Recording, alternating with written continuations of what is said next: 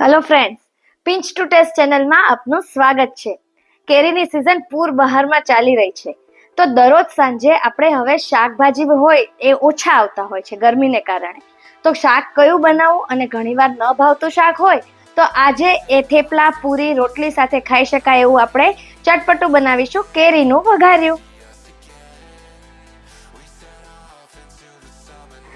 કાચી કેરીનું વઘાર્યું બનાવવા માટે આપણે અહીંયા જોઈશે કાચી કેરી. અહીંયા મેં 400 ગ્રામ કાચી કેરી લીધી છે અને એની સામે 400 ગ્રામ જેટલો દેશી ગોળ લીધો છે.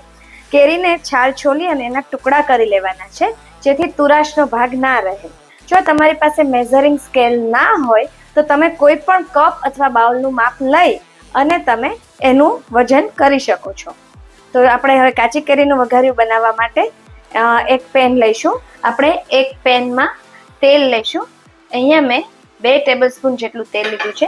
આપણે અથાણાને કાચી કેરીના વઘારી અને આપણે લાંબો સમય સાચવવા માટે આપણે આમાં તેલનો થોડો વધારે ઉપયોગ કરીશું. તેલ ગરમ થાય અને એટલે આપણે અંદર જીરું નાખીશું.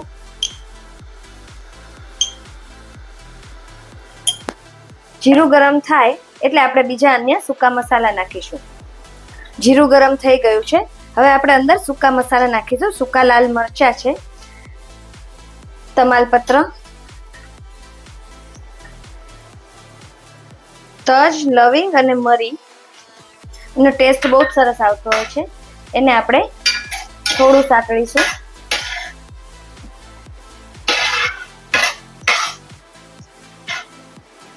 મસાલા સંતળાઈ ગયા છે.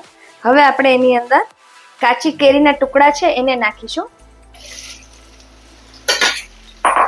આપણે કાચી કેરીને જ્યારે ટુકડાને અંદર નાખીએ ત્યારે થોડી વાર સાતળી લઈશું, પણ આપણે એને જરા પણ ઢાંકવાનું નથી. જો ઢાંકીશું તો વરાળ થશે અને ટુકડા છે એમાં પાણી થશે, એટલે આપણે ઢાંકવાનું નથી. પરંતુ આપણે એને અંદર થોડું મીઠું નાખી દેવાનું છે, એટલે તે જલ્દીથી બફાઈ જાય.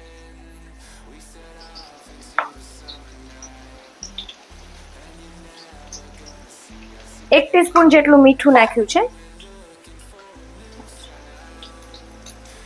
એક ટીસ્પૂન જેટલું મીઠું નાખી અને આપણે હલાવી લેવાનું છે. આપણે આ ટુકડાને 7 થી 8 મિનિટ માટે ચડવા દઈશું. આપણે ચેક કરી લઈએ. આ કાચી કેરીના ટુકડા છે એ 80% જેટલા બફાઈ ગયા છે. જોઈ શકો છો તમે. હવે આપણે એની અંદર આ સ્ટેજે ગોળ નાખીશું. ગોળને આપણે એડ કરી દઈએ.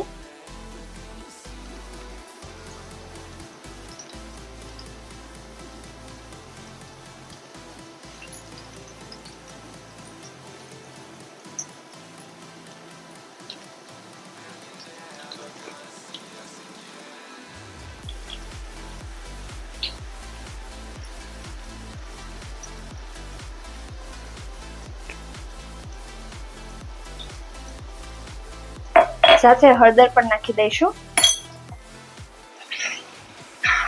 ગોળ મેલ્ટ થાય અને થીક થાય રસો ત્યાં સુધી આપણે એને હલાવીશું. તમે જોઈ શકો છો કે હવે આમાં ગોળ ઓગળી ગયો છે અને બબલ્સ આવી ગયા છે, પણ હજી રસો પાતળો છે. એટલે આપણે હજી એને 8 થી 10 મિનિટ માટે ઉકાળીશું અને ઠંડુ થશે એટલે થોડું વધારે ઘટ થશે, પણ હજી આપણે 8 થી 10 મિનિટ માટે આને ઉકાળીશું. આ રસો આપણે જોયું 5 મિનિટ પછી તો ઠીક થઈ ગયો છે. હવે આપણે ગેસને બંધ કરી દઈશું.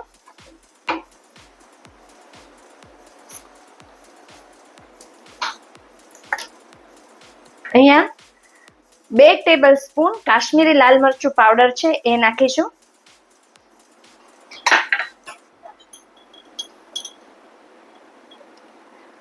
ધાણા જીરું છે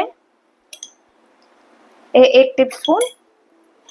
સાથે 1 ટેબલ સ્પૂન આચાર મસાલો છે, અથાણાનો મસાલો હોય એ એડ કરીશું. પ્રોપર મિક્સ કરી લઈશું.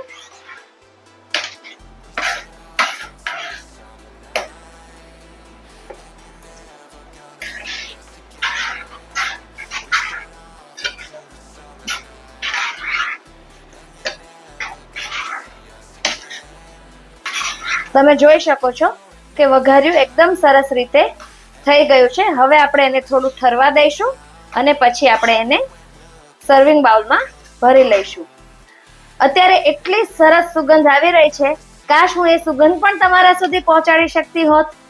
તો તૈયાર છે એકદમ સરસ ચટપટું ખાટું મીઠું કેરીનું વઘાર્યું, જેને તમે થેપલા, પૂરી, ભાખરી કોઈની પણ સાથે ખાઈ શકશો. આવી જ નવી નવી રેસીપી જોવા માટે મારી ચેનલને સબસ્ક્રાઇબ કરવાનું ભૂલશો નહીં.